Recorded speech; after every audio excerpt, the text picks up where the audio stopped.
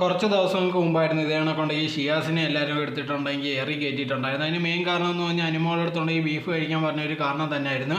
അതിന് ശേഷം ഉണ്ടെങ്കിൽ ഇത് കണക്ക് ഷിയാസ് വന്ന് എന്നെ ന്യായീകരിച്ചൊക്കെ കുറച്ച് കാര്യങ്ങളൊക്കെ പറഞ്ഞിട്ടുണ്ടായിരുന്നു. എന്തായിരുന്നാലും ഒരുപാട് നാളായിട്ട് നോക്കി കഴിഞ്ഞാൽ അതിപ്പോൾ ഇവിടെ മാത്രമല്ല ഇന്ത്യ മുഴുവനും ഉണ്ടെങ്കിൽ സംസാരിച്ചുകൊണ്ടേ ഇരിക്കുകയാണ്. ഇത് കണക്ക് ഒരു ഹിന്ദുവിനെ ഉണ്ടെങ്കിൽ ഒരു മുസ്ലിം പയ്യനുണ്ടെങ്കിൽ ബീഫ് കഴിക്കാൻ ശ്രമിപ്പിക്കുന്നു എന്നൊക്കെ പറഞ്ഞ് ഭയങ്കര രീതിയിൽ പൊയ്ക്കൊണ്ടേ ഇരിക്കുന്നുണ്ടായിരുന്നു.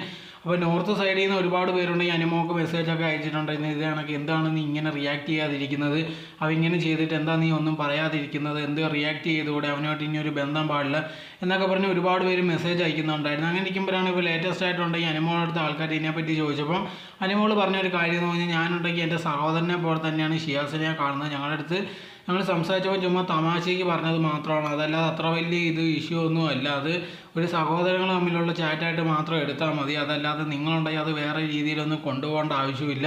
എനിക്കൊരു പ്രശ്നവുമില്ല. അതോടെ തന്നെ ഷിയാസ് ഉണ്ടെങ്കിൽ എന്നും എൻ്റെ ഒരു നല്ലൊരു സഹോദരനെ പോലെ തന്നെ ആയിരിക്കും, അതിലൊരു മാറ്റമില്ലെന്നായിരുന്നു ഇത് കണക്ക് അനുമോൾ പറഞ്ഞിട്ടുണ്ടായിരുന്നത്.